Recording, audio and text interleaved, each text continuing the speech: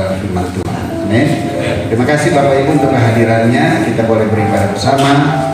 Namun sebelumnya mari kita bangkit berdiri dan kita berdoa. Haleluya. Bapa di surga, di dalam nama Yesus kami bersyukur, kami berterima kasih untuk segala berkat, limpah rahmat, anugerah, kasih setia, penyertaan, perlindungan, pemeliharaan Tuhan yang luar biasa di dalam setiap kehidupan kami.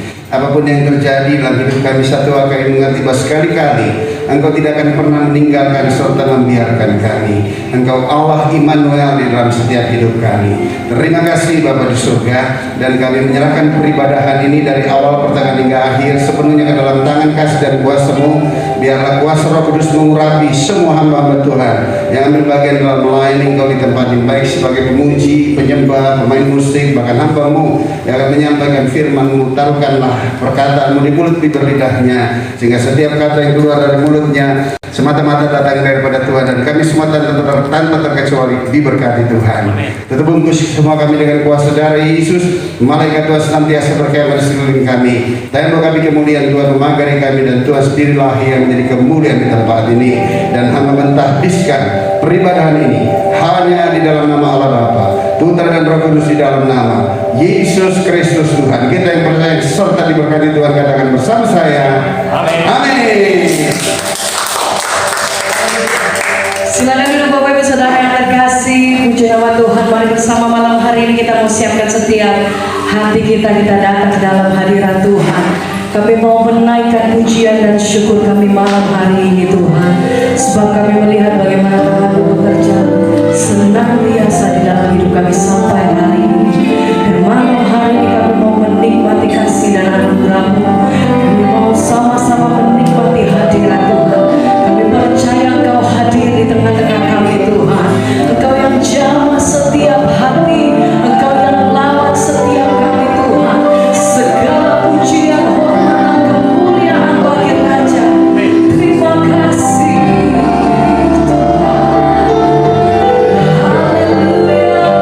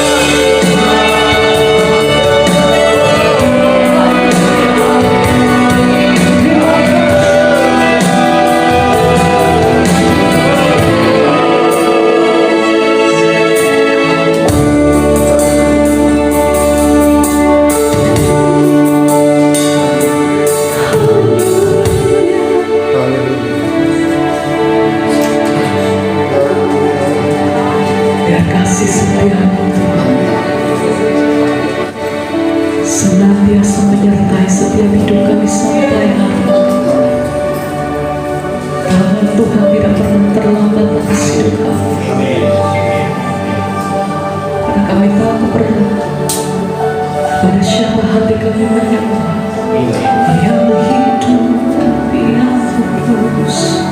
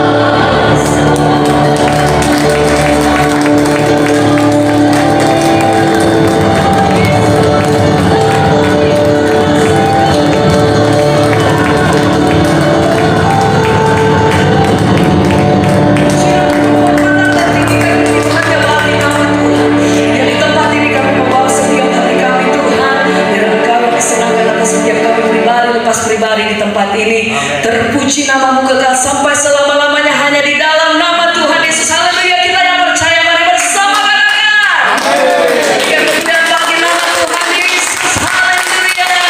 Yang setia memuji nama Tuhan di tempat ini boleh. Saya lihat tangan-tangan yang terangkat. Kita mau menanti buat Tuhan semuanya.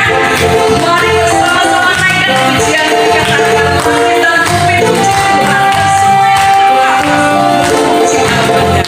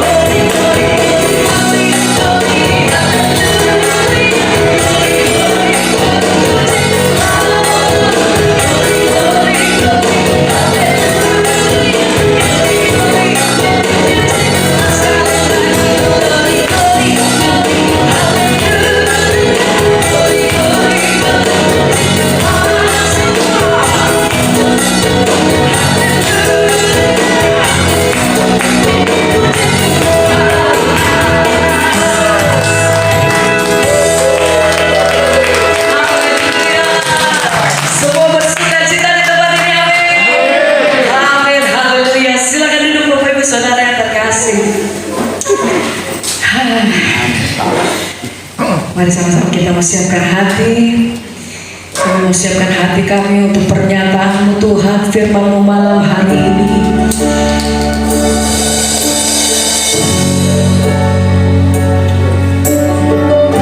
Pertolonganku hanya datang dari-Mu.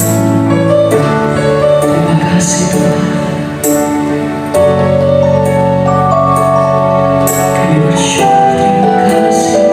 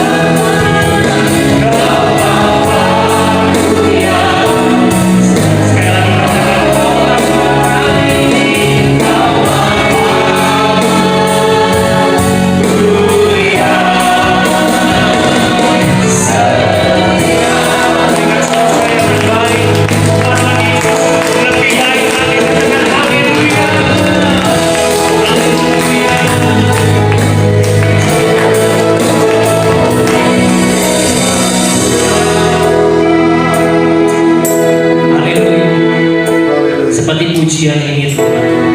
Engkau adalah satu-satunya penolong kami, dan Engkaulah satu-satunya penghibur kami yang tetap setia, yang tidak pernah meninggalkan kami meskipun kami masih mengalami badai, meskipun kami masih di dalam pergumulan, tapi kami tetap percaya bahwa Engkau menyertai setiap langkah kaki kami.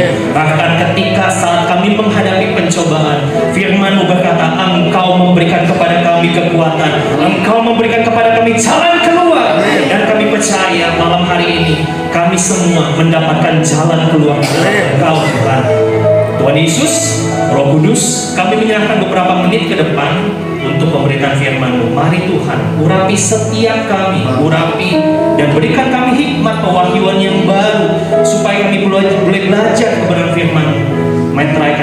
firman-Mu ya Roh Kudus, jelikan mata rohani kami. Urapi juga hamba-Mu yang terbatas ini. Kami tidak bisa melakukan apapun tanpa Engkau ya Roh Kudus. Biarlah Engkau sendiri yang berkata-kata kepada setiap kami. Ajari kami sesuatu dan mampukan kami ya Roh Kudus, bukan hanya menjadi pendengar firman Tuhan, tetapi menjadi pelaku firman Tuhan.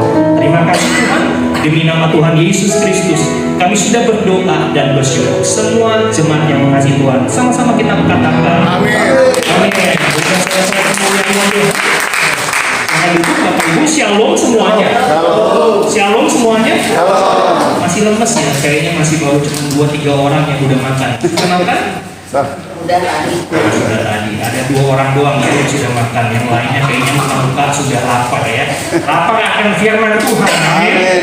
Puji Tuhan. Perkenalkan, nama saya Fendi. Saya kebetulan diberikan kesempatan dari Pastor Jackie. Semestinya saya tanggal 20 ya. Tapi karena kemurahan Tuhan saya dipercepat gitu ya. Jadi bukan hanya mujizat aja yang dialami percepatan, jadwal pun juga dipercepat. Saudara-saudara yang kasih Tuhan. Terima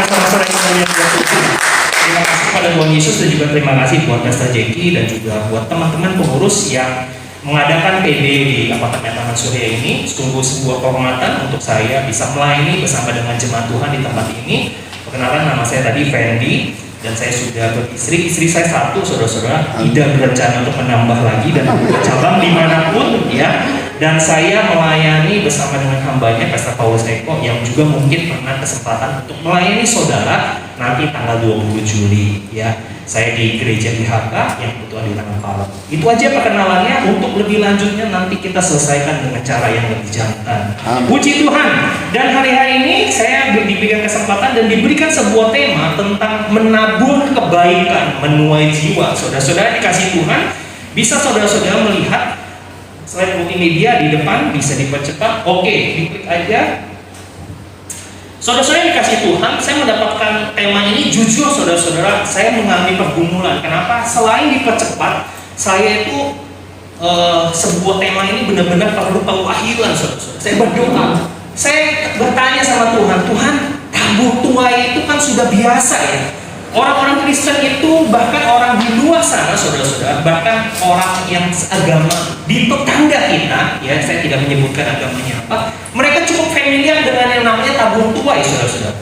Bahkan mereka lebih expert daripada kita di dalam melaksanakan tabur tuai ini. Betul nggak saudara-saudara?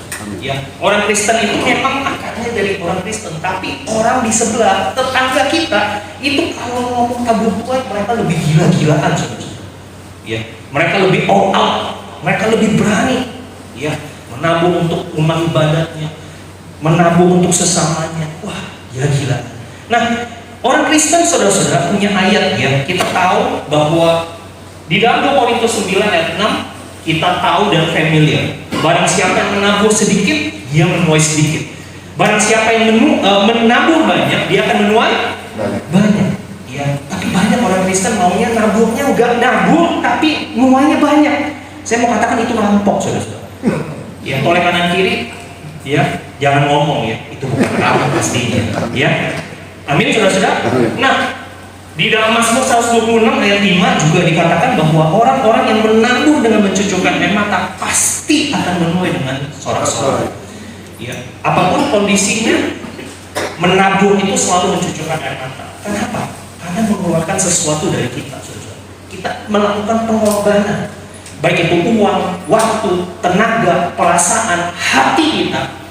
Kadang kita harus kikis saudara. Itu namanya nabur. Ya, kalau saudara nabur, saudara punya uang 100.000, saudara kasih persembahan 5.000 itu nggak merasa nabur saudara. Kalau nabur itu artinya saudara merasa sakit ketika melakukannya. 100.000 dikasih. Wah, kosong dong. Ya itu namanya menabur saudara. Ya. Singkat saja, klik next.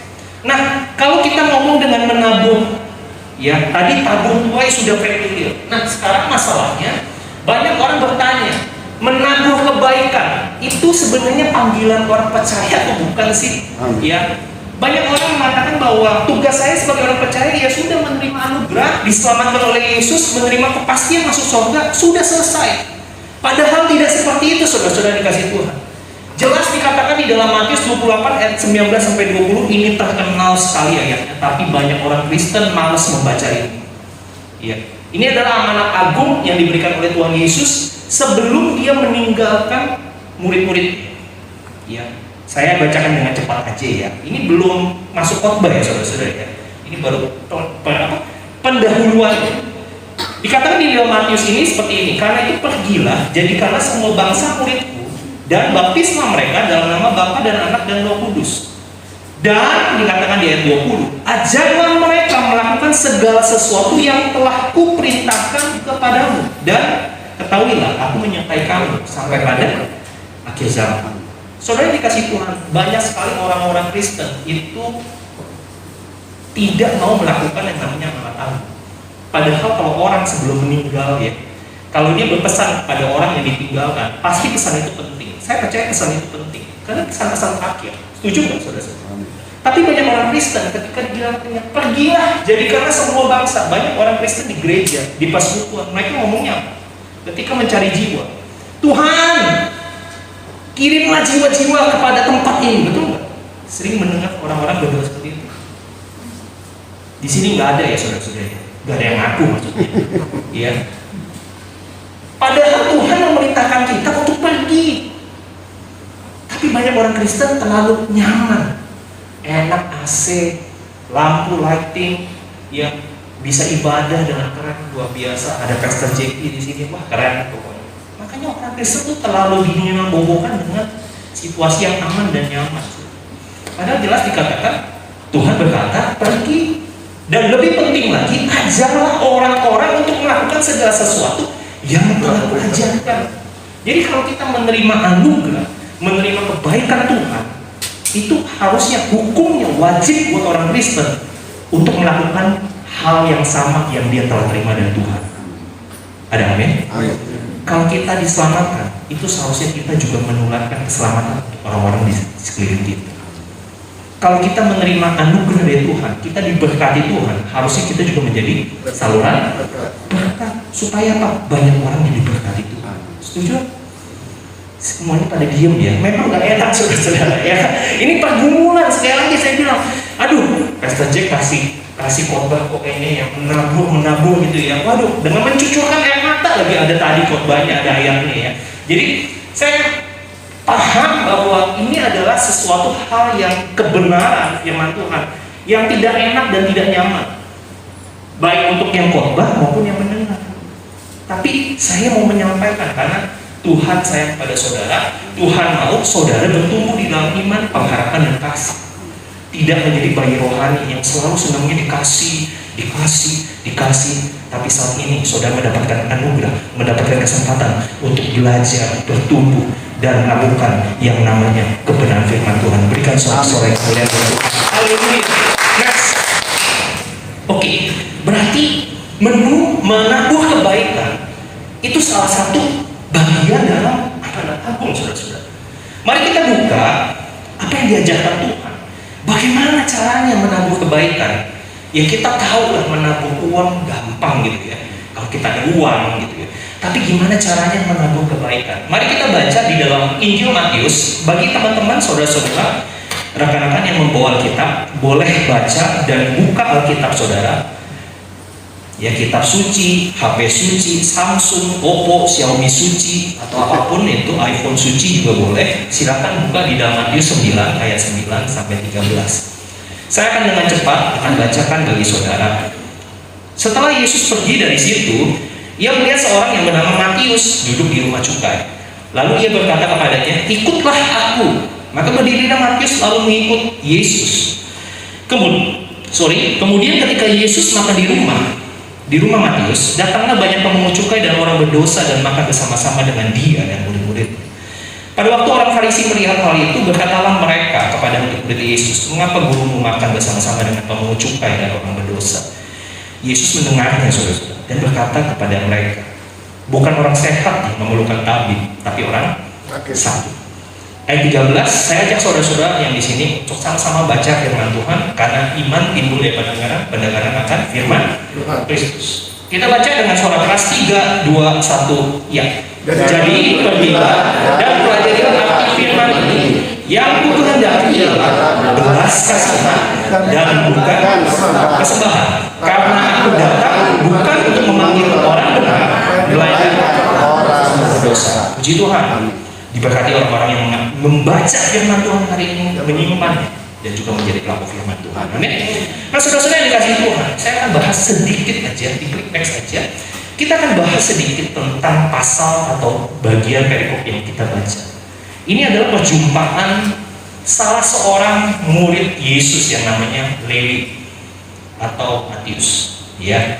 Nah, saudara-saudara yang dikasih Tuhan, di dalam pasal 9 terlihat bahwa sebenarnya di dalam pasal 9 ini Matius menceritakan sebelum pertemuan Yesus dengan Lewi ini.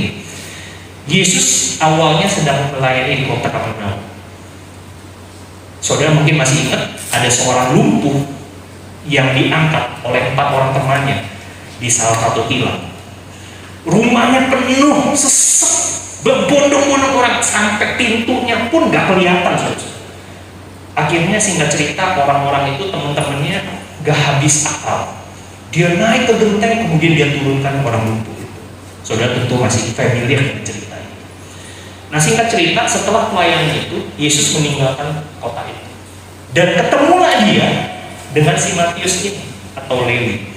Nah, saudara yang dikasih Tuhan, Matius alias Lewi, anak Alfeus, itu adalah seorang Yahudi dari kota Galilea. Hampir sama dengan Yesus, dia adalah seorang Yahudi juga. Nah, tapi yang membedakan, Matius ini adalah seorang pemungut cukai di kota Kapernaum. Pekerjaannya, ya. Pemungut cukai pada zaman itu adalah orang yang dipekerjakan oleh kerajaan Romawi. Pada saat itu bangsa Yahudi dijajah oleh bangsa Romawi. Dan bangsa Romawi itu memungut pajak dari jajahannya. Salah satunya dari orang Yahudi. Nah, mereka itu tidak mau mengotori tangan mereka. Jadi singkat cerita, bangsa Romawi memilih pejabat-pejabat lokal atau penduduk setempat yang dianggap dapat bekerja sama. Ya. Mereka diberikan kewenangan untuk menarik pajak. Ya. Mereka tidak dapat gaji, tapi mereka harus menyetorkan sejumlah besar uang kepada orang Romawi. Jadi nangkap ya saudara-saudara. Pemungut cukai itu tidak digaji oleh bangsa Romawi. Mereka hanya diberi tugas, kumpulin uang, jumlahnya nilainya sekian, terserah kamu mau caranya gimana.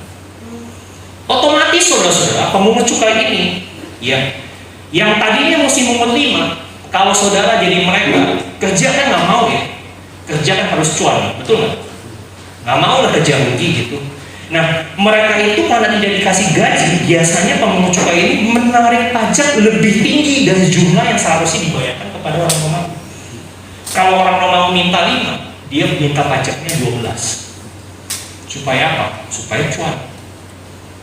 12 potong 5 masih ada sisa 7. Setuju? Kurang lebih seperti itu. Saudara nggak perlu nanggut-nanggut. Ya anggap aja ngerti ya. Jadi begini-begini aja. Jangan ngantuk saudara-saudara. Singkat cerita saudara-saudara, karena mereka melakukan ini terus-terus dan berulang-ulang, otomatis dong orang Yahudi, bangsa-bangsanya, mereka merasa bahwa si pemungut cukai ini kurang ajar. Selain dia berkhianat bekerja sama dengan penjajah, dia juga manakin saya dan meres saya. Setuju? Harusnya kan saya diambil cuma 5, tapi saya diperas untuk bayar lebih banyak daripada yang disetorkan. Jadi saudara bisa membayangkan, pemungut cukai adalah salah satu pekerjaan yang paling menantang. Kenapa? Saudara bisa punya dapat banyak uang, tapi saudara dijauhi oleh banyak orang. Mau punya uang tapi nggak punya teman, atau milih nggak punya uang tapi banyak teman? Kalau saya sih pengennya banyak teman, soalnya bisa ngutang. Saudara ketawa lagi. Enggak ya saudara-saudara ya, saya cuma guyon. Oke, kembali ke cerita ini saudara-saudara. Kita akan belajar prinsip-prinsip yang diajarkan oleh Tuhan Yesus, bagaimana melakukan yang namanya kebaikan itu ditabur. Tentu kalau orang kita mau belajar menabur kebaikan, kita belajar sama siapa? Pasti kita belajar sama suhunya, gurunya, yang langsung tuh terjun. Ya, Kita belajar daripada bagaimana Yesus mengenangkan seorang yang namanya Matius. Ya, ada 3 prinsip sederhana yang saya mau bagikan kepada saudara-saudara yang di tempat ini. Bagaimana prinsip dasar, bagaimana saudara memulai untuk menabur yang namanya kebaikan. Ya, yang pertama. Prinsip yang pertama kalau saudara mau menabur kebaikan, yang pertama yang harus saudara catat adalah, sama-sama kita baca, 1, 2, 3. Menabur kebaikan adalah kesempatan. Saya mau kasih tahu saudara-saudara, prinsip yang pertama ini. Menabur itu adalah sebuah kesempatan. Walaupun saudara mempunyai sesuatu yang bisa ditabur, tapi nggak semua orang punya kesempatan untuk menabur. Saya ulangi, karena pada terkesima ya. Walaupun saudara memiliki sesuatu untuk saudara bisa tabur, tapi saya mau kasih tahu, tidak semua orang punya kesempatan untuk menabur. Sama contohnya, saudara bisa punya uang, bisa pergi ke luar negeri, bahkan bisa pergi ke Holy Land. Setuju? Pasti saudara yang nabung, yang tinggal di apartemen ini, saudara pasti ada tabungan. Saudara punya kesempatan untuk pergi ke Holy Land? Punya. Tapi apakah satu apartemen ini pergi ke Holy Land sama saja? Belum tentu. Nah, saya mau katakan, itu prinsip yang sama juga berlaku pada saat menabur. Menabur kebaikan adalah sebuah kesempatan. Mari kita lihat di ayat yang ke-9, bisa diklik next. Di situ dikatakan Yesus pergi dari situ, pergi dari kota Kapernaum, meninggalkan si lumpuh yang disembuhkan itu. Dan lihat tulisannya, Yesus melihat seorang yang bernama Matius duduk di rumah cukai. Ketika dia meninggalkan orang lumpuh yang disembuhkan, bisa berjalan, dia tinggalkan kota itu, dia berjumpa dengan Matius yang sedang berada di rumah cukai. Saudara bisa bayangkan, kok kebetulan ya? Kenapa setiap perjalanan Yesus kok bisa kebetulan disebutin lagi namanya Matius? Disebutin lagi dia di rumah cukai. Pas banget ya. Pas banget ya. Kebetulan? Saya rasa tidak. Saudara, apakah saudara kebetulan ada di tower ini punya kesempatan setiap hari Rabu untuk sama-sama memuji nyembah Tuhan? Padahal saudara punya berbagai macam kesibukan yang berbeda. Ada yang ibu rumah tangga, ada yang pekerja kantoran, ada yang punya bisnis usaha, ada yang mungkin sales, ada yang mungkin banyak sekali kerjaan. Tapi kok ia bisa muncul di sini, hadir di tempat ini, sama-sama di jam yang sama, jam 7, sama-sama di hall H, sama-sama memuji menyembah Tuhan Yesus. Kira-kira saudara pikir itu kebetulan? Tidak. Saya bilang itu adalah sebuah kesempatan. Amin. Amin. Berikan tepuk dulu. Kita perhatikan perjumpaan Yesus dengan Matius. Ini menarik saudara-saudara. Ketika dia berjumpa itu sebuah kesempatan. Lalu Yesus berkata kepada siapa? Kepada Matius. Dia ngomong begini, ikutlah aku. Follow me. Di dalam terjemahan bahasa Inggris. Lalu si Matius ini langsung berdiri dan mengikut dia. Di dalam terjemahan yang lain bahkan dia berkata, dia meninggalkan semua pekerjaannya. Dia meninggalkan mata pencariannya. Dia meninggalkan uangnya yang bisa, usaha yang bisa menghasilkan uang banyak itu. Dia tinggalkan dan dia ikut Yesus. Kira-kira saudara-saudara bisa melihat taburan kebaikan yang dilakukan Tuhan di kesempatan dan di waktu yang tepat menghasilkan sesuatu hal yang luar biasa kepada orang yang namanya Matius. Saudara-saudara, mungkin saudara melihat tawaran yang aneh di zaman itu. Kenapa saya katakan tawaran yang aneh untuk follow me? Saya mau ngomong begini, kebanyakan bangsa Yahudi, sekali lagi, ingat, Matius ini punya pekerjaan sebagai pemungut cukai. Biasanya, Matius itu sangat-sangat familiar dan biasa. Kalau orang itu menjauhi dia, kalau orang-orang itu melewat melangos, kalau bisa buang muka, nggak lihat Matius. manggil namanya dia jijik, haram, najis. Tapi Yesus saat itu menegur Matius dan mengajaknya untuk mengikuti dia. Saudara, ini adalah sebuah kesempatan yang luar biasa. Yesus yang suci, Yesus yang luar biasa datang kepada orang yang berdosa. Ada? Bukankah itu hal yang dilakukan juga kepada saudara dan saya?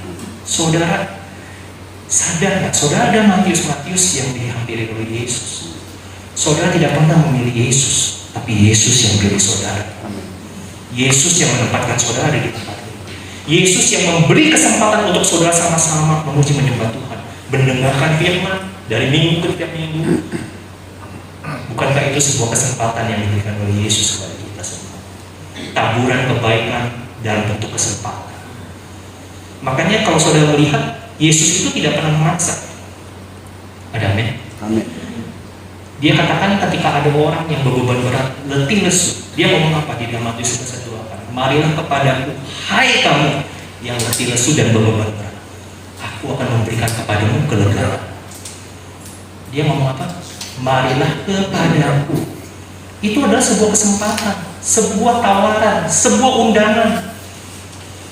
Buat orang yang meresponi seperti Matius, dia pasti akan bangkit dan dia meninggalkan segala kesibukannya, dia ambil kesempatannya.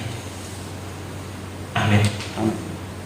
Sama seperti saudara yang meninggalkan kesibukan saudara. Mungkin ada yang masak, ada yang jaga anak, titip semuanya. Udahlah, pokoknya ibadah dulu. Amin. Amin. Terkesima saudara-saudara ya. Jadi kita perlu lihat bahwa sosok Yesus itu pada saat itu adalah sosok yang populer. Ingat, sebelum dia bertemu dengan Matius, saudara bisa ingat pada saat orang lumpuh yang mau disembuhkan itu semua orang memenuhi sebuah rumah, bahkan pintunya aja nggak bisa kelihatan, saudara. Jadi Yesus itu adalah sosok yang populer saat itu, sosok yang viral, kemana-mana orang ngikutin dia, nggak tahu ngapain. Yang penting pengen lihat dah Yesus kayak apa sih. Saat itu Matius diberikan sebuah kesempatan. Yesus melakukan taburan kebaikan, berkesempatan, memberikan kesempatan kepada Matius. Would you follow me? Maukah kamu ikut aku? Amin. Jadi kita harus percaya bahwa menabur kebaikan. Kalau saudara diberikan kesempatan untuk melakukan kebaikan, percayalah dengan prinsip yang pertama, menabur itu adalah sebuah kesempatan. Kalau saudara selama masih ada kesempatan, saudara bisa lakukan, saudara kerjakan. Amin. Ada firman Tuhan, klik. Nah, kita baca. Ini nggak enak semuanya, sekali lagi saya ngomong. Tapi kita harus baca. 1, 2, 3, Yakobus 4 ayat 17, 3, 2, 1. Jadi jika seorang tahu bagaimana ia harus berbuat baik, tetapi ia tidak melakukannya, ia berdosa. Jadi ingat saudara-saudara, saudara ini adalah anak-anak Tuhan. Kalau saudara punya kesempatan untuk melakukan kebaikan, menabur kebaikan kepada orang lain, orang sekeliling saudara, teman saudara, tetangga saudara, teman apartemen, siapapun itu, kalau saudara punya kesempatan, lakukan dengan baik. Karena kesempatan itu jarang datang 2 kali. Amin. Klik next. Mari kita belajar prinsip yang kedua. Prinsip yang pertama kita sudah belajar, yaitu apa tadi? Yang pertama, menabung adalah kesempatan. Baik, yang kedua, mari kita baca prinsip yang kedua. 1, 2, 3. Perhatikan kebutuhan. Prinsip yang pertama adalah menabung adalah kesempatan. Yang kedua, menabung itu membutuhkan perhatian. Perhatikan apa? Kebutuhannya. Klik. Bisa diklik. Di ayat yang ke-11, saudara masih ingat tadi dikatakan ketika Yesus berkata kepada Matius, follow me. Matius dengan bersukacita meninggalkan, lalu dia membuat jamuan. Singkat cerita, dia makan-makan sama si Matius. Ya.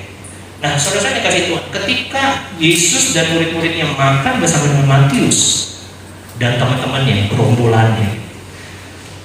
Orang-orang Farisi itu nggak suka, nggak senang. Tapi dia nggak negur langsung sama Yesus. Dia ngomong sama murid-muridnya Yesus. Dia ngomong begini, guru lu ya, bukan kasih contoh yang benar, malah makan sama orang-orang berdosa, sama pemungut cukai. Gila. Ini dramatisir sedikit. Ya. Orang Farisinya kebetulan orang Cina, orang Cina Jakarta ya. Ayat 12 mari kita lihat.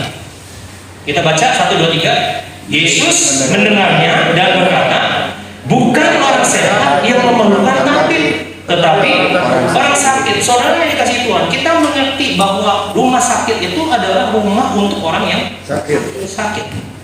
Dokter ya ada di rumah sakit itu untuk dijumpai oleh orang yang sakit. Artinya segala sesuatu kebaikan juga perlu yang namanya kebutuhan. Perhatikan kebutuhan sebelum kita melakukan yang namanya kebaikan kepada orang. Kalau ada orang misalnya lagi lapar, haus, saudara injili, oh kamu percaya deh Tuhan Yesus hebat, Tuhan Yesus itu luar biasa, dahsyat, yes. Orangnya lapar, saudara. Saudara mau injilin 1 jam, 2 jam, dia juga nggak peduli. Kenapa? Karena kebutuhan dia lapar, bos. Sampai botak sariawan dia nggak akan ngomong saya percaya Yesus. Dia nggak akan percaya Yesus itu menyediakan, Yesus itu baik. Nggak percaya.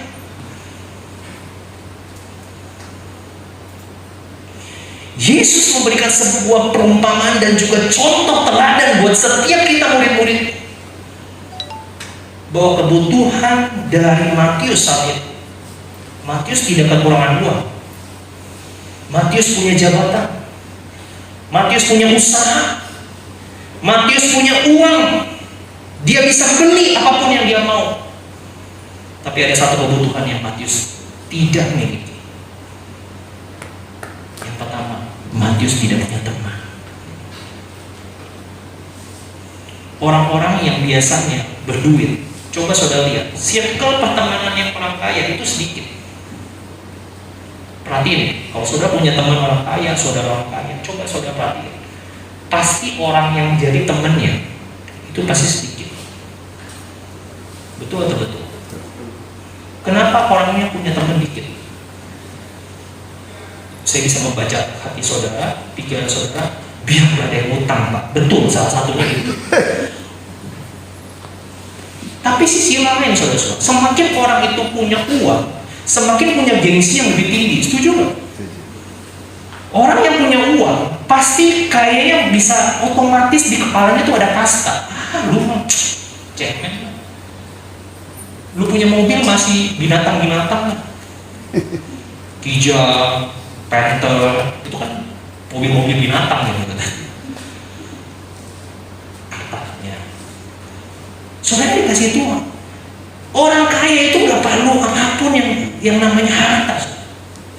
Pada saat itu Yesus menjawab apa yang dibutuhkan Matius. Matius tidak punya kedamaian, Matius tidak punya teman bicara sehingga hatinya kosong.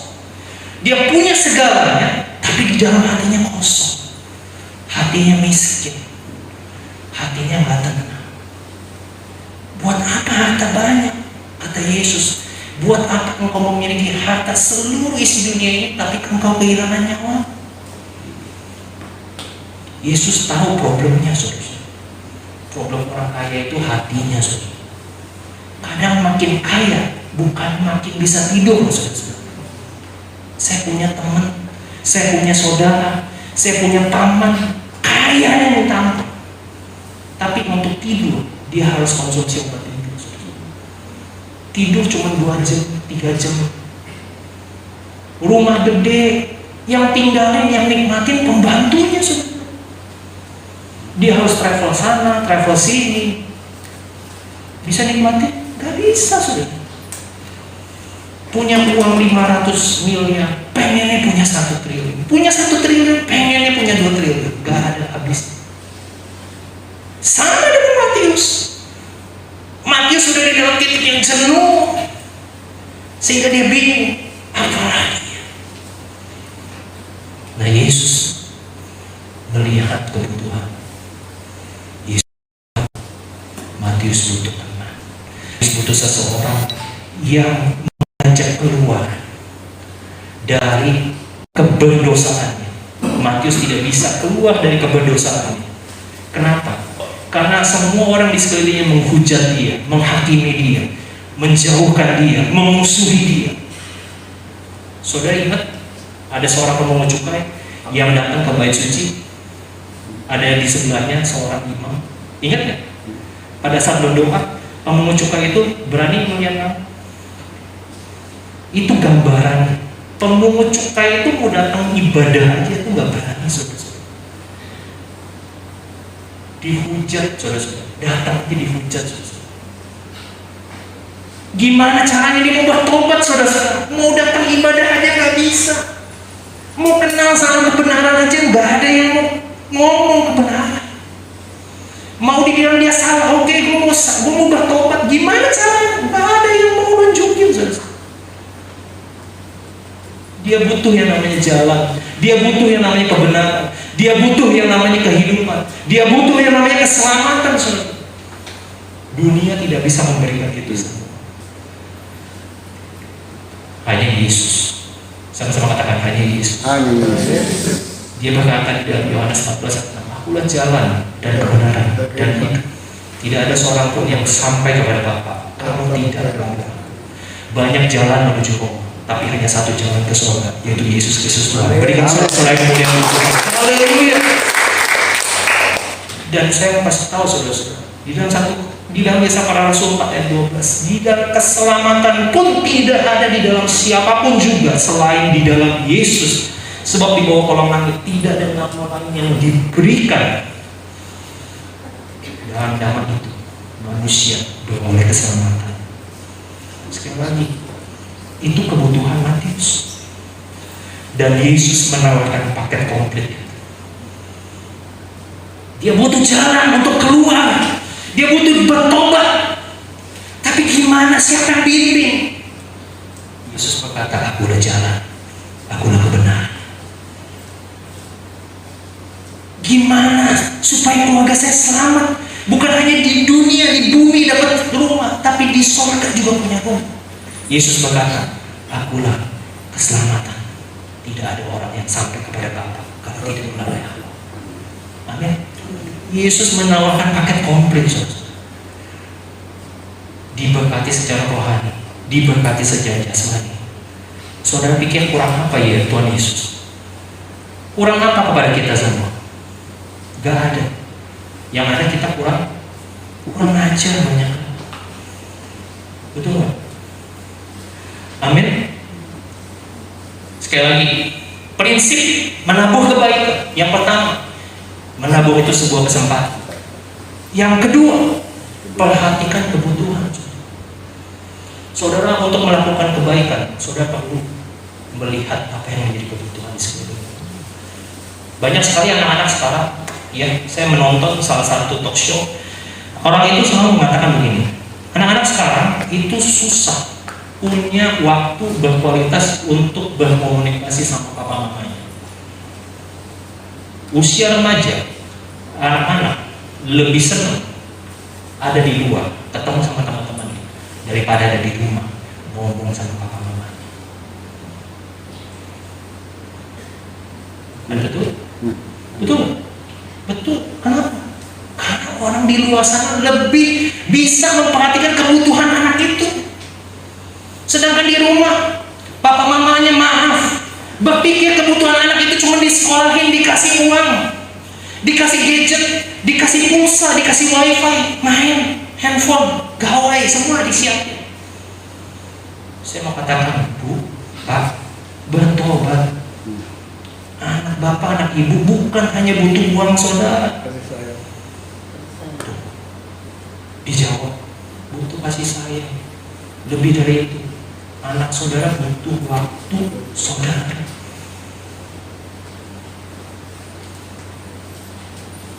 Buat apa saudara sukses di luar, tapi kalau anakmu kelakuannya nggak beres? Amin. Mari kita sama-sama bertobat. Sama-sama kita katakan, aku mau bertobat. Aku mau bertobat. Yang mau bertobat cuma satu orang. Oke, next. Yang ketiga, saudara-saudara, prinsip satu, menabung adalah kesempatan. Prinsip kedua, perhatikan kebutuhan. Yang ketiga, yuk kita baca sama-sama. 1, 2, 3. Lakukan karena kasih. Mari kita lihat ayat ini, ayat yang 13. Ketika Yesus berkata, bukan orang sehat butuh dokter, tapi orang sakit kebutuhan. Dijawab lagi seperti ini. Yang ku kehendaki, yang Yesus kehendaki, belas kasihan, bukan persembahan. Karena aku datang sekali lagi bukan untuk memanggil orang benar, tetapi orang berdosa. Maksud ayat ini sangat dalam, saudara-saudara. Saudara, saya mau jabarin dengan sangat gampangnya seperti ini. Saudara bisa memberi tanpa mengasihi. Sekali lagi saya ngomong, saudara bisa memberi tanpa mengasihi. Misalnya saudara ketemu orang yang gelandangan, saudara bisa kasih orang itu tanpa saudara belum mengasihi. Ya udah kasih aja. Kasihan. Tapi ini maksud Yesus bukan persembahan, bukan apa yang bisa saudara dapat. Yang namanya menabung, ya, itu namanya mengorbankan diri. Artinya apa? Saudara bisa memberi tanpa mengasihi, tapi saudara tidak bisa mengasihi tanpa memberi. Kalau saudara sayang sama anak saudara, saudara pasti rela memberikan sesuatu bagi dia. Apa yang dia butuhkan, saudara pasti kasih. Ngapain saudara kerja siang malam, tangan jadi kaki, kaki jadi tangan? Buat apa sih? Pasti buat orang yang kita sayangi, betul? Kenapa kalau ditanya, ngapain lu bekerja kayak gila-gilaan? Gue bekerja untuk orang yang gue sayang. Itu prinsipnya kan gampang ya, betul nggak? Mengasihi orang yang kita kasihi itu gampang. Tapi yang Yesus ajarkan ini satu step lebih tinggi dari itu.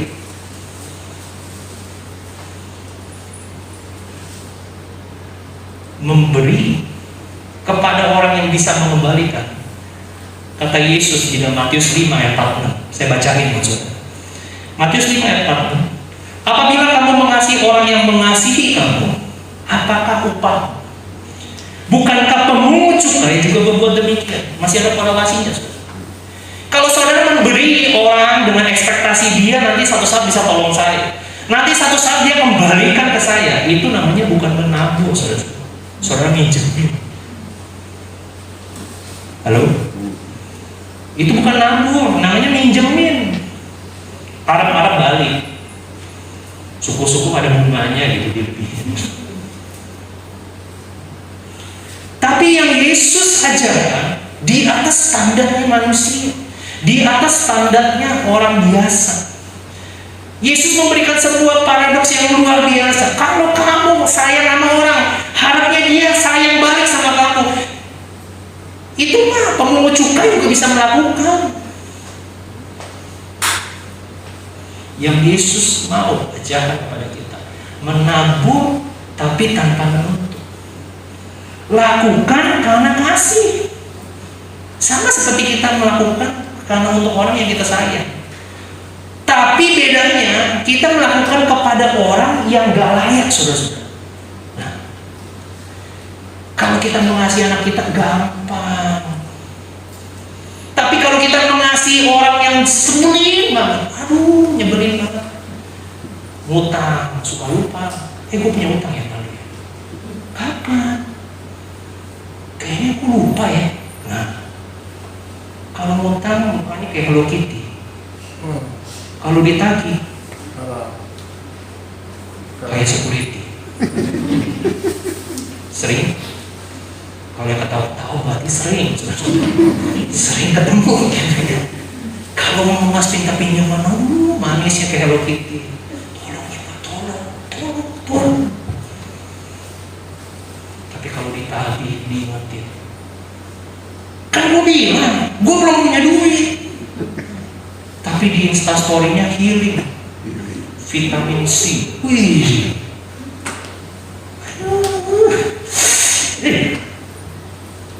Pengen dibikin ayam kremes. Sudah dikasih Tuhan.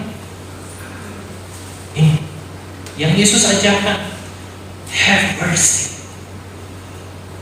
Bukan sekedar agama. Jangan kasih label, jangan kasih standar. Saya menabur kebaikan untuk orang-orang tertentu.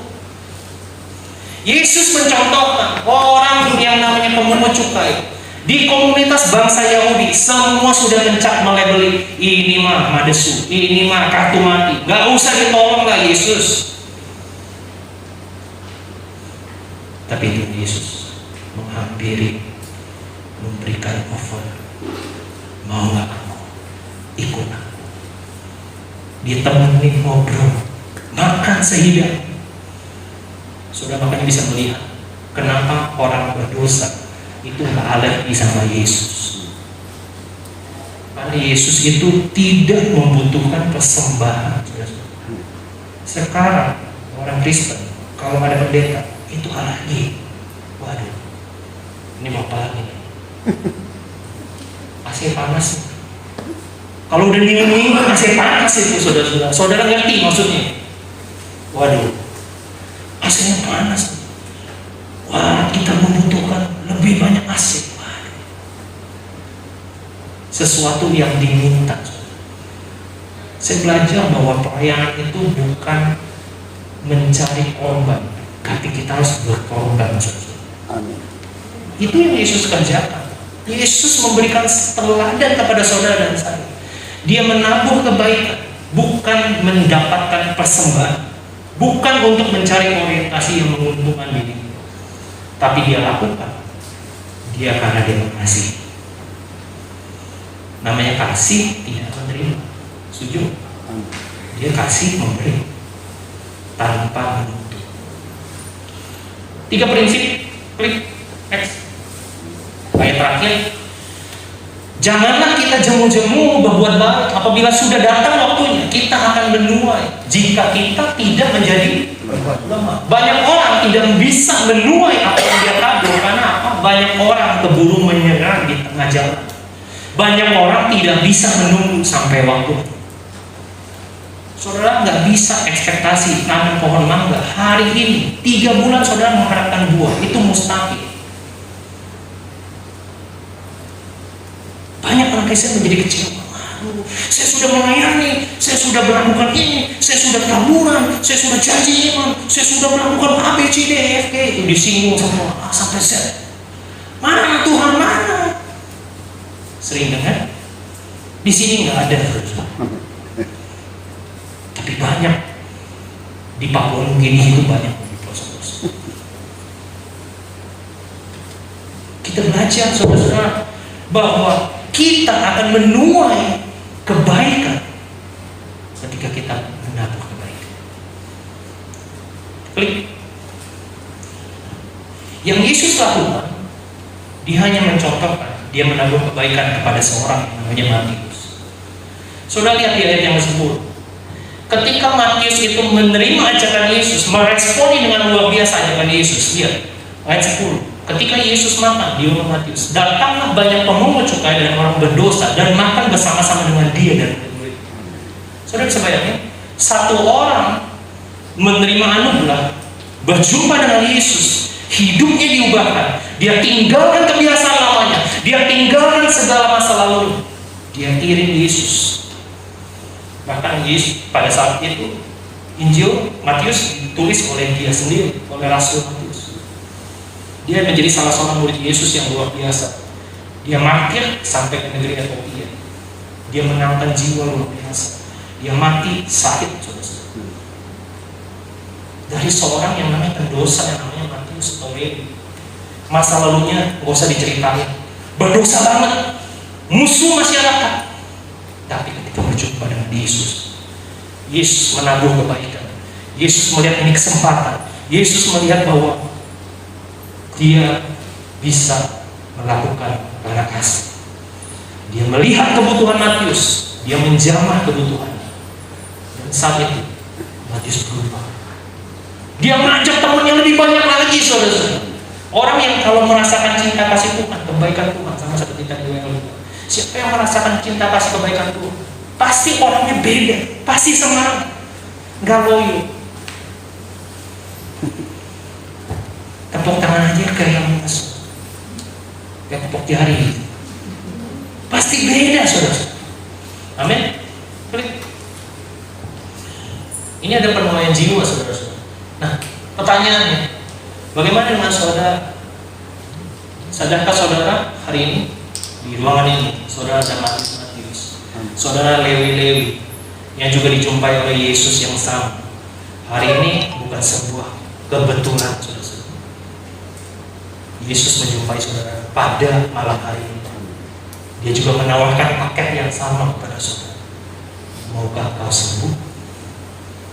Maukah kau dipulihkan? Maukah kau diberkati? Maukah segala bebanmu utuhkan dengan kelegaan?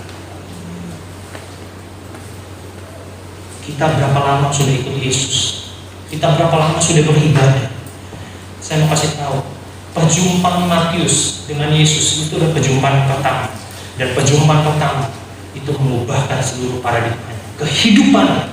Dia tinggalkan masa lalunya, dia tinggalkan semua harta milik, segala kepunyaan, segala kebanggaan. Dia tinggalkan, dia lebih memilih ikut Yesus. Dan bahkan sampai mati dia tetap beriman. Apa yang dikerjakan oleh gurunya itu diingat sampai mati. Apa yang dilakukan oleh gurunya, ditabuh kebaikan, Matius melakukan lebih besar, lebih besar, lebih besar. Saya percaya Matius menggenapi apa yang menjadi firman Tuhan. Ketika orang menabuh kebaikan, dia akan menuai jiwa-jiwa. Maukah saudara menjadi rekan sekerjanya Allah, sama seperti Matius di akhir zaman, untuk menjadi kepanjangan tangan Tuhan, menabuh kebaikan untuk orang di sekeliling saudara. Mari saya undang saudara untuk balik berdiri. Kita persiapkan hati. Terima kasih Bapak, kami mengucap syukur malam hari ini hambamu selesai berbicara. Biarlah prinsip-prinsip tentang menabuh kebaikan menjadi rema di dalam kehidupan setiap kami para anak-anak Tuhan di tempat ini. Kiranya Tuhan, prinsip yang pertama kami boleh belajar bahwa menabuh adalah sebuah kesempatan. Prinsip yang kedua, kami mau melihat kebutuhan orang-orang di sekeliling kami, anak kami, suami kami, istri kami, orang tua kami, mertua kami, mantu kami, bahkan tetangga kami, teman kantor, teman bisnis, usaha, tetangga-tetangga kami, kerabat kami, rekan bisnis kami. Kami lebih dekat untuk memperhatikan kesempatan untuk kami boleh menabuh kebaikan bagi mereka. Dan yang terakhir, biarlah setiap kami melakukan segala sesuatu oleh karena dasar kasih. Kami memberi, tidak menuntut. Kami mengasihi, bukan meminta pamrih, tapi kami melakukan karena Yesus yang begitu baik. Engkau datang menjamah kehidupan kami yang tidak layak. Kami adalah Matius dan Lewi yang sesungguhnya adalah sampah. Ya, kami yang berdosa, tapi Engkau dari surga yang mulia, Engkau datang ke dunia ini, mencari setiap kami, memilih setiap kami, dan bukan sebuah kebetulan Tuhan. Kami yang ada di ruangan ini, yang bersama-sama hadir di tempat ini, kami mengangkat tangan kami mau diubahkan. Kami mau meresponi panggilan Tuhan. Kami mau melakukan apa yang Tuhan suruh di dalam kehidupan kami, yakni menabuh kebaikan kepada orang-orang di sekeliling kami, kepada orang-orang yang kami kenal, bahkan yang tidak kami kenal sekalipun. Kalau Tuhan gerakkan kami, kalau Tuhan gerakkan saudara, ambil kesempatan itu. Lihat apa yang menjadi kebutuhan mereka yang saudara bisa tolong.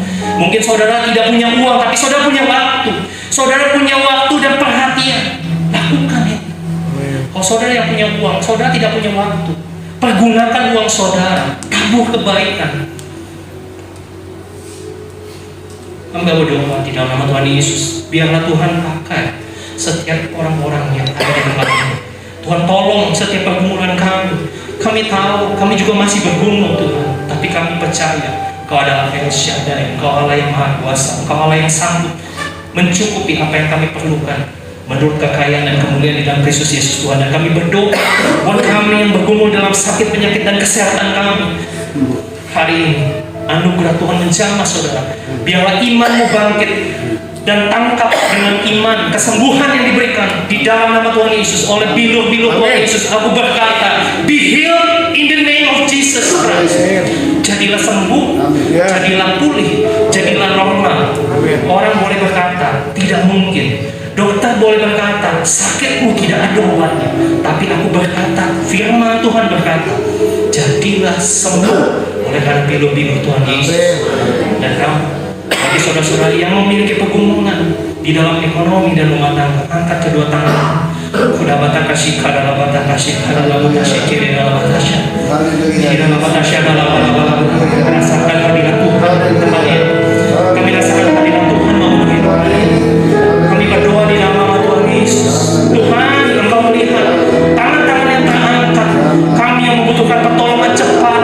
Rumah tangga kami, keluarga kami, ekonomi kami, bahkan masa depan kami. Kami mengangkat tangan kami, tanda kami berserah kepada Tuhan. Tanda kami tidak mampu tanpa Engkau Tuhan. Aku berkata di dalam nama Tuhan Yesus, ketika Engkau angkat tangan, Tuhan turun tangan.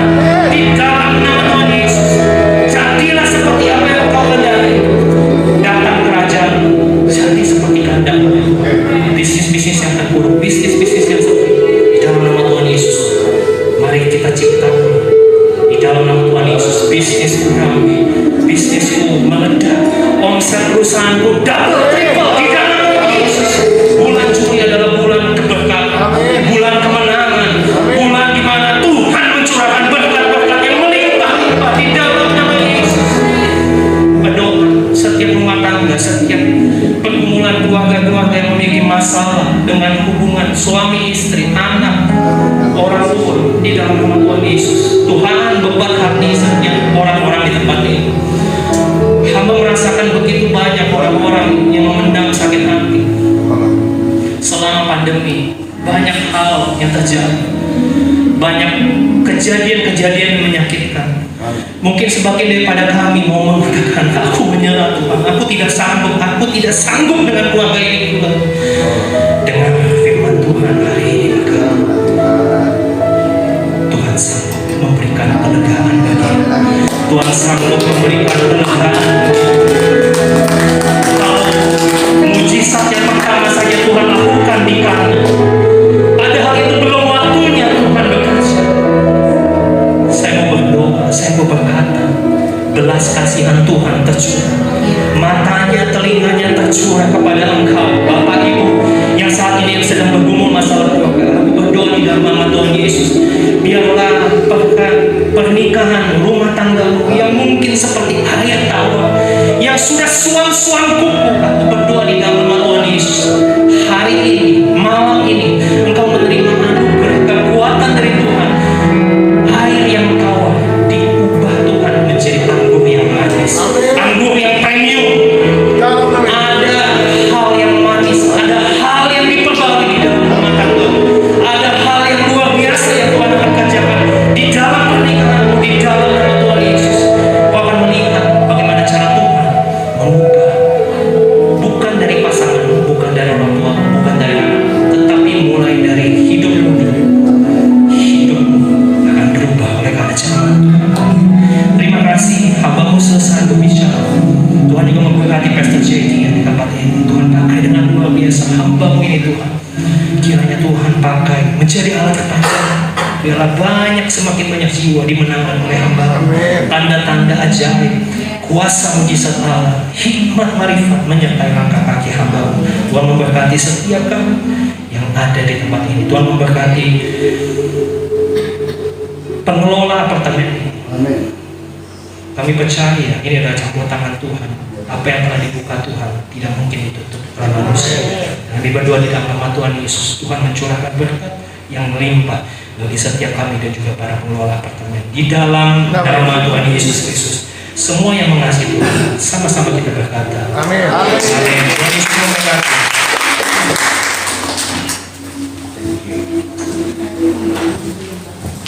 Iya, silakan duduk Bapak Ibu, diberkati. Amin. Luar biasa ya, berbicara tentang kesempatan, kebutuhan, dan lakukan dengan kasih. Contoh simpel, saya di sini udah sekian belas tahun. Saya tunggu kesempatannya. Akhirnya kesempatan itu datang, tempat ibadah ini ada. Haleluya. Dan itu apa kebutuhannya? Kebutuhannya tidak lagi lain yang saya lihat semua di tempat ini.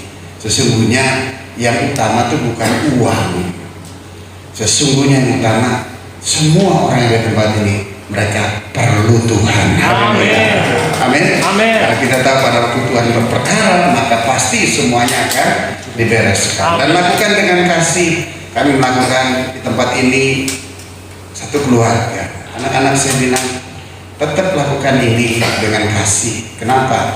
Ini investasi buat mereka. Di mana mereka menabur. Apa yang mereka taruh? Bukan uang. Setting alat. Haleluya.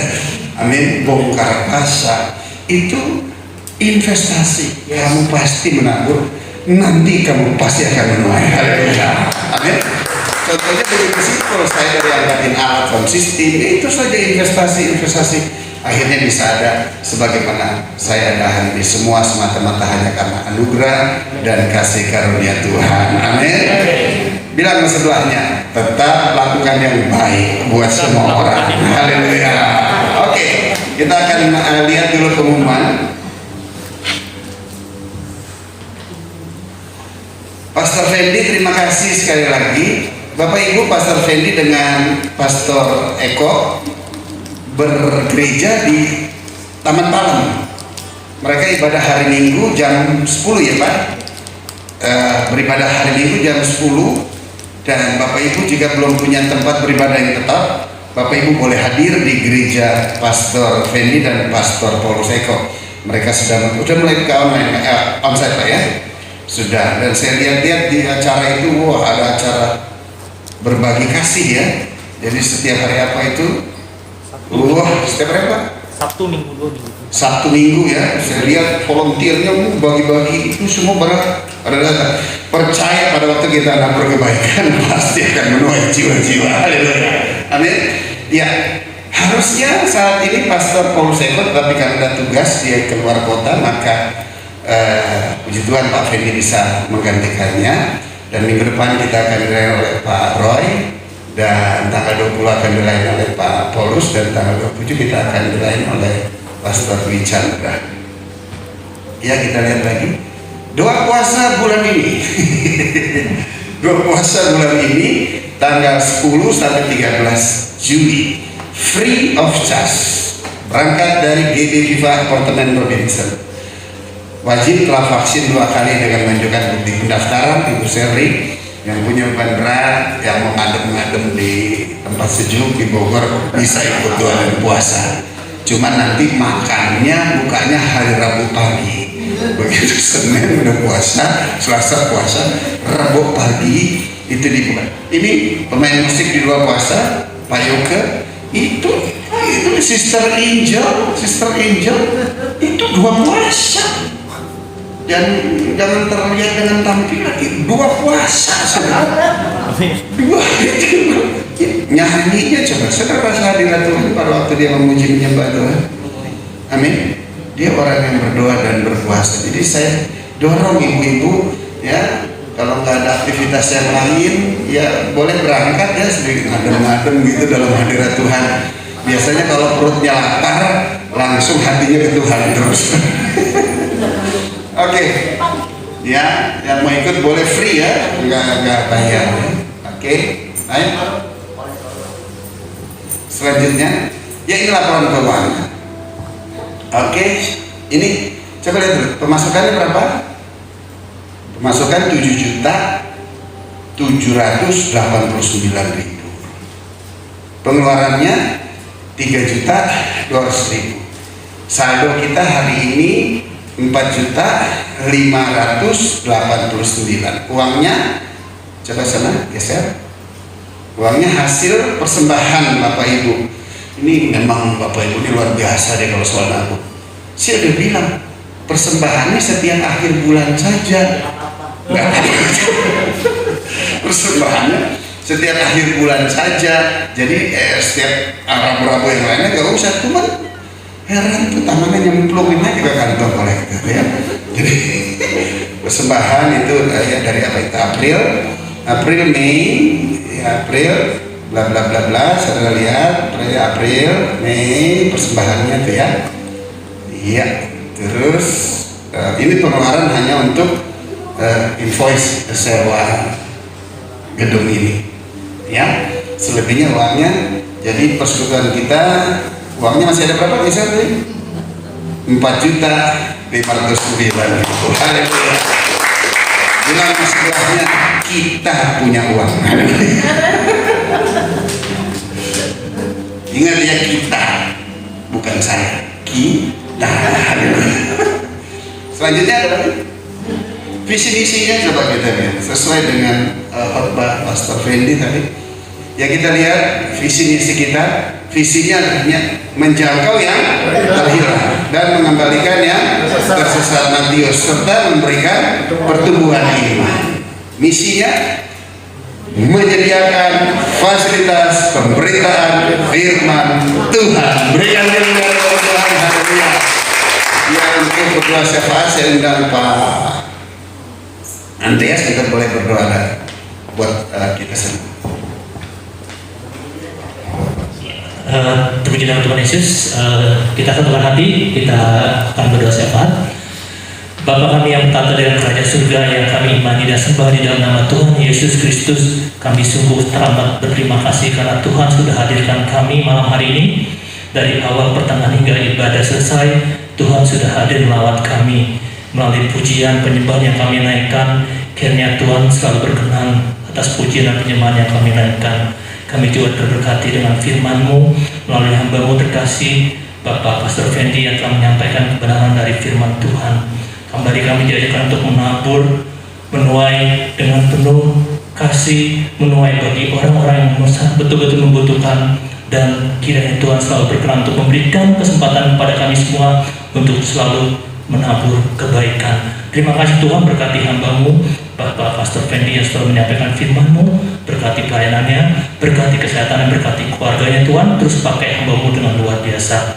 Kami juga berdoa untuk hamba-Mu terkasih Bapak Pastor Jeki bersama Ibu Uli dan anak-anak. Tuhan terus pakai hamba-Mu dengan luar biasa, penuh dengan pengurapan ilahi, terus menjadi teladan buat kami semua. Berkati kesehatannya, panjangkan umurnya Tuhan, sehat-sehatkan dan kuat-kuatkan Tuhan. Terus pakai hamba-Mu dengan luar biasa. Dimanapun hamba-Mu melayani Engkau, kiranya banyak jiwa boleh diselamatkan. Kami juga berdoa untuk anak-anak-Mu, hamba-Mu yang terlibat pelayanan pada malam hari ini. Terus kiranya Tuhan pakai dengan luar biasa, promosikan mereka, pelayanan mereka lebih ke level yang lebih tinggi lagi. Terus pakai pelayanan mereka, berkati setiap usaha pekerjaan mereka. Kiranya Tuhan juga terus berkati kesehatan mereka, terus tambah kesetiaan mereka untuk terus melayani Engkau sampai akhir. Terima kasih Tuhan, kami juga berdoa untuk jemaat-Mu yang hadir pada malam hari ini. Kiranya Tuhan berikan kami selalu kerinduan untuk terus hadir bersekutu di hadirat-Mu Tuhan, terus hadir dalam setiap persekutuan, dan kiranya Tuhan apapun pergumulan yang kami rasakan saat ini, kami hadapi, yang sakit Tuhan sembuhkan, yang terikat Tuhan lepaskan, yang terbeban berat Tuhan pulihkan. Apapun usaha dan pekerjaan yang kami lakukan, kiranya Tuhan buat semua yang lancar dan berhasil. Kiranya Tuhan, kepada jemaat yang tidak dapat hadir pada malam hari ini, kami berdoa kiranya setiap hambatan permasalahan yang mereka hadapi saat ini, Tuhan turut campur tangan untuk menolong mereka. Terima kasih Tuhan, kami berdoa untuk bangsa dan negara kami. Kiranya Tuhan terus memberikan lawatan belas kasihan-Mu Tuhan, sehingga Tuhan setiap peristiwa masalah yang dihadapi bangsa kami, Tuhan boleh lewatkan dan lalukan dengan luar biasa. Kiranya terus berkati bangsa kami, sehingga bilangan jiwa-jiwa yang terselamatkan terus bertambah hari demi hari. Terima kasih Tuhan, kami juga berdoa untuk pimpin negara kami. Kiranya Tuhan berkati, berikan hikmat, kebijaksanaan untuk kepada mereka, supaya mereka setiap apapun yang menjadi keputusan kebijakan mereka itu buat kebaikan umatmu juga. Terima kasih Bapak, kami juga berdoa untuk apartemen Permata Surya, para pengurusnya Tuhan, kami percaya Tuhan, melalui campur tangan-Mu Tuhan sudah memberikan melalui pengurus apartemen Permata Surya untuk menyediakan fasilitas ibadah kepada kami. Berkati mereka Tuhan, berikan kesehatan, berkati usaha dan pekerjaan mereka Tuhan, tambah-tambahkan terus, kiranya terus mereka semakin hari semakin terus memberikan rasa toleransi yang tinggi untuk kami semua. Terima kasih Bapak, hamba-Mu sudah selesai berdoa, tapi kami percaya Roh Kudus-Mu terus melawat, mengiringi hidup kami sampai Maranatha kali kedua Tuhan datang mendapati kami tetap setia dengan iman kami yang hanya tertuju kepadamu. Kami datang membawa berkat, kami juga akan pulang membawa berkat dan damai sejahtera melalui hamba-Mu Bapak Pastor Eki. Mari kita bangkit berdiri. Kekasih Tuhan, arahkanlah hati dan pikiran kepadanya, serta terimalah berkat dari tempat yang maha tinggi yang merupakan dasar, agar kita juga Tuhan boleh pakai untuk menjadi berkat bagi banyak orang yang ada di sekeliling kita. Firman Tuhan jelas tadi, kita harus nabur kebaikan, tidak hanya harus selalu uang, tapi bersikap baik, menegur sapa, melihat kebutuhan mereka, dan jadilah berkat buat setiap orang-orang di sekeliling kita. Dan jika memang mungkin Tuhan bekerja melalui saudara, mereka boleh datang dan beribadah di tempat ini sehingga iman mereka kembali dikuatkan. Terima kasih Bapa di surga. Curahkanlah kiranya segala berkat-Mu bagi kami semua ya Tuhan. Tuhan memberkati Engkau dan melindungi Engkau. Tuhan menyinari Engkau dengan wajah-Nya dan memberikan Engkau kasih karunia. Tuhan senantiasa menghadapkan wajah-Nya kepadamu dan memberikan Engkau damai sejahtera, anugerah, kasih karunia dari Tuhan Yesus Kristus, kasih Allah Bapa yang maha sempurna, serta penyertaan, perlindungan, pemeliharaan, penghiburan daripada kuat kuasa terus menyertai kita semua dari saat sekarang ini hingga Tuhan Yesus datang yang kedua kali menjemput kita di awan-awan kemuliaan dan sampai selama-lamanya. Kita yang percaya serta diberkati Tuhan katakan bersama saya, amin. Tuhan Yesus memberkati kita semua. Selamat malam.